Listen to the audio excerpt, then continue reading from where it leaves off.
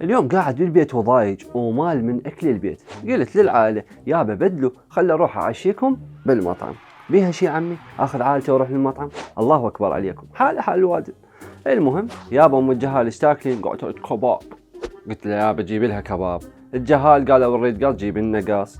المهم أكلنا كملنا غسلنا صفنا. شنو ذنبي أنا وعائلتي ناكل لحم نصفن؟ المهم رجعنا للبيت وكنا بطولنا لازميها هيجي من الوجع.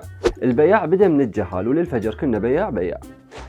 قعدت الصبح رحت للدوام اسولف لصاحبي، قلت له يابا البارحه كنا لحم بمطعم وهيك صار بينا. هاي عود ليش؟